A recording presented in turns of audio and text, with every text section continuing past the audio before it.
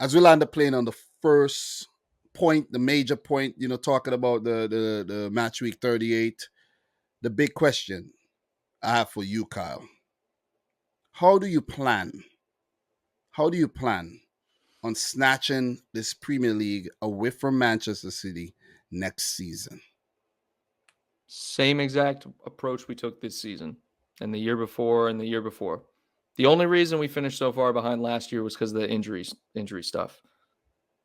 We have finished within, we lost by 1 point 2 times now. We ran away with it once. 3 out of the last five seasons. Smoked. 3 out of the last 5, you did really well. You won 1 and you came within 1 point twice. So you could have won 3 out of the last 5.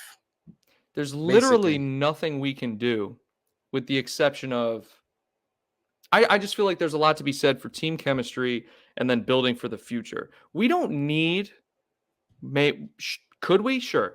Neither do you guys. We don't need to go out and buy Mbappe. We don't need to go out and get this guy or that guy or, the other. The way we play is so good. It's put us in the second spot and we've won the league. It's put us in the Champions League final 3 times. It's, it is good enough, right? Could it be better? Sure. But I don't think there's any objective thing where I can say, or single thing where I could point and say, we need that to be better. Let me tell you. So if I have to ask you what is a solution you will come up with to win the league next season ahead of City, you can't come up with anything right now. You got to take points away from City. That's the only way. That is the exact point I was about to share with. But there's no way. There's no other way though. What I'm saying is there's no way we can approach our team. How do we make our team better to get more points or win more? The team is good enough. It's the execution on the pitch. You hit the nail on the head already. I was about to tell you the only way you win the league ahead of City is by taking points from City. You have to take points from City, and I mean all 3. All 3.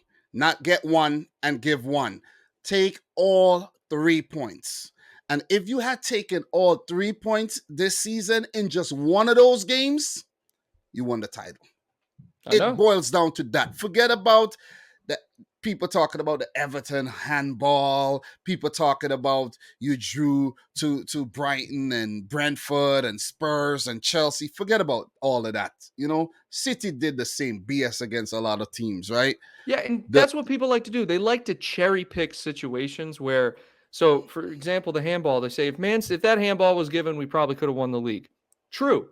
But if we took points away from City, we also could have won the league. If we didn't draw with Brentford, we could have won the league. You can literally pick and choose what you want. The fact of the matter is, it's hindsight. Yeah, hindsight's always 20/20. And everyone Monday morning quarterbacks, every fan does it, and they think they're the best thing since sliced bread, dude. You can't predict this stuff. You can't look back and say we needed to change that. The only way, when you're going neck to neck, the only way to win is to beat the team that's next to you. Because let's say Everton had gotten something from City, maybe City would have went ahead and beat Liverpool. You see what I'm saying? Maybe it would have given them the impetus to say, hey man, we just dropped points in this game against Everton. Let's beat Liverpool now. So then all of that talk goes out the window about the Everton thing, because people act as if Liverpool never had some lucky breaks in terms of refereeing decisions this season. Hey, all teams you need a little bit of luck. And there's a stat out there that no penalties were actually awarded against Liverpool for the last 2 seasons, I think. Those stats are stupid. No, but is it true though? I have no idea. All I know is Mahrez missed a penalty. You guys never. You see, so it's like everything works. You know what I mean? Everything would work. Things would work for you. Things would work against you. I do feel like Van Dijk has never conceded a penalty. There have been points in time where I'm like, yo. Exactly. That might have been a penalty, Van Dijk, but he's so good. The refs are like, no, I'm not giving it. Exactly. I'm not giving it. So look, I think we probably debunk how Liverpool could get the better of Man City next season because look, across the last 5 seasons, there's only been 2 seasons where City got significant amount of points higher than Liverpool, and that's the 2017-18 season when City got 100 points and Liverpool got about 74, and the season when last season when we won the league by a big margin, and Chelsea came in second, you came in third. So now a point gap. You got to figure out how to close a point gap. You have to beat the team that got the point over you, and that's Manchester City. Right. How easy is that? You're gonna need a lot of luck. You're gonna need a lot of luck because you guys should have won the first game. It was a helter skelter game. You guys got the luck. You guys got the luck in that look, game. We played very well in that game. We should have beat you guys, but you came back well.